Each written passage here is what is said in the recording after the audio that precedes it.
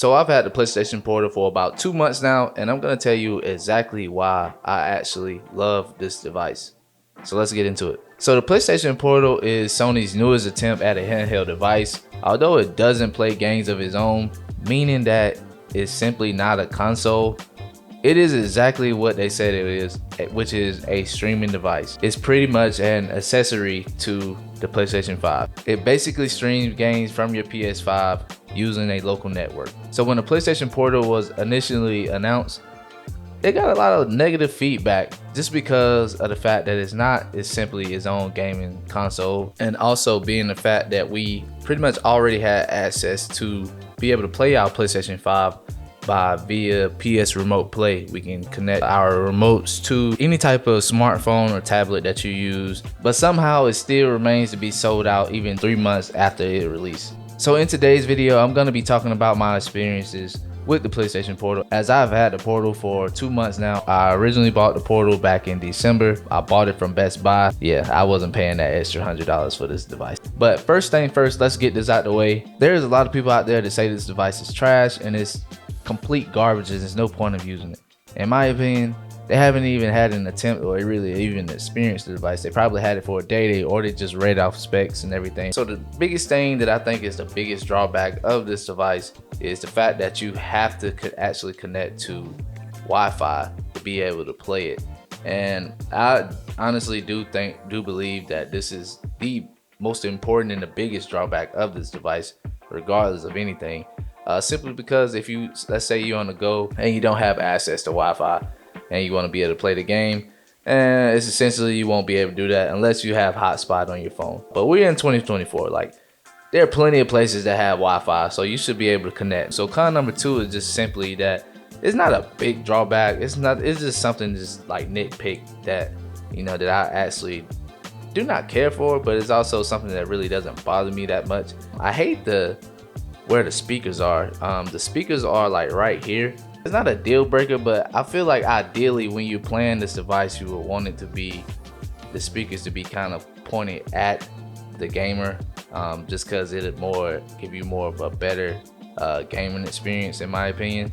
But you know, like I say, for me, it's not really a deal breaker. Maybe they could have put it on the back side right here, but that's just me. Like I said, I think it could have been better placement of the speakers, but all in all, like it's not bad. It's not something that's terribly bad or anything for me. Let's move on to the next thing. So now this wasn't a deal breaker for me, but it was something that I really disliked when I first read the specs, and when I actually got my hands on this thing, I really did not like this. And that is pretty much simply, you can't use your own wireless earbuds. So let's say, for example, my AirPods. Like I would love to pair this device with my AirPods, but you just cannot do that with this thing, and I don't understand it. I think that's probably the biggest deal breaker, next to the fact that you have to connect to Wi-Fi. Now you do have a headphone jack port right here where you can kind of connect up under the system. But I mean, for me, like especially when I'm on a go somewhere and I'm not at home, I would love to have this device paired to my AirPods. That way I don't have to buy a whole nother set of AirPods. Now Sony, they do have a set of earbuds for you to purchase, but you have to spend another $200 to be able to, you know, pair it with this. So that's another thing for me. So the next thing is just simply that you have to have a PlayStation 5 to actually use this device, and which is understandable because it's, like I said, it's pretty much an accessory.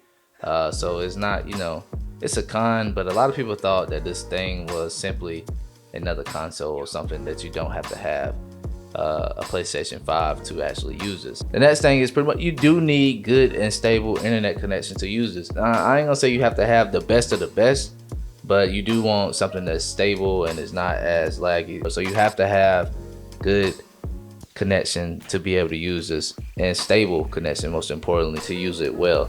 Now that doesn't go to say that if you don't have good Wi-Fi. What I've experienced when I don't have good Wi-Fi, you have like a fuzzy screen, but more so kind of play in like a 720p maybe. But once the connection is pretty good and stable, it goes to 1080p and the screen clears pretty well. And the last thing that I will mention that's kind of a con to me, because I do like to play this game. So if you're playing games like COD or any type of high intense multiplayer, game. You will experience a bit of latency when playing this, kind of, I guess, in a more so in a sense, kind of like a slight delay. It's hard for me to actually get kills on this game whenever I'm using the portal.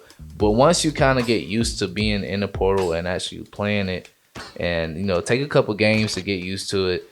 Once you get used to it, then you're able to kind of find your rhythm and go. But once you go back to the PS5, it's like it's completely different. Those are some of the experience that I've had. All right, so now that I'm actually done talking about the cons and the things that I don't like about the PlayStation Portal, so let's get into the things that I actually do like about the Portal. So one of the things that I actually do love about the PlayStation Portal is it's just like me having a actual PlayStation 5 remote right in my hands, but with a big 8-inch screen in the middle.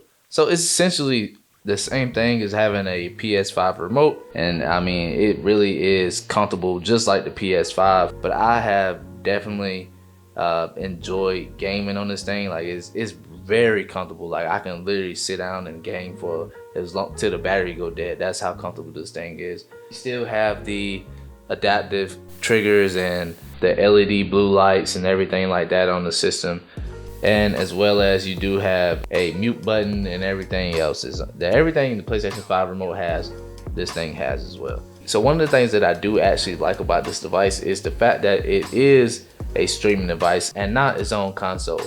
And there's several reasons to that. Now let's be real. If Sony made this its own separate console, just like the PSP was, we would have to buy games specifically for the Portal, in my opinion. Now, I don't know, maybe they wouldn't, just because now it's 2024, everything is pretty much digitally and etc. Maybe they don't. I don't know. I mean, I don't know, maybe not. But I'm sure Sony will probably find a way to where we will have to buy separate games for this device. Right now, the PlayStation 5 games are damn near $100. Their controls are damn near $100. I actually like the fact that this is a streaming device and I can just connect my Portal to Wi-Fi and it's gonna pull up whatever my PlayStation is playing. I love the fact that it's doing that and it's not its own separate thing. And I believe if it was, it'll be a lot heavier, and this thing is really not that heavy. Hopefully they can make some kind of firmware update to where you don't have to worry about just connecting to strictly Wi-Fi. Maybe there's some kind of way that we can unlock different features somewhere later down the line. Another thing that I like about the Portal is, I will say, it's a different gaming experience as compared to just being here sitting at my desk and playing the game here on my desk. I can simply go anywhere in my house. If I want to go spend time with my wife, I can go in the bedroom and lay in there and while she's watching TV, or simply on the couch anywhere, and just have this device with me and just play the game there instead of sitting right here and being glued to my desk. Because sometimes there are times where I don't want to come in here in the office and sit down. I don't want to be in here sometimes, to be honest. I'd rather be on the couch where I could relax and just play video games like I would when I was able to play, you know, like the PSP or anything like that. So yeah, as I mentioned, like the haptic feedback and everything else with this thing is just amazing.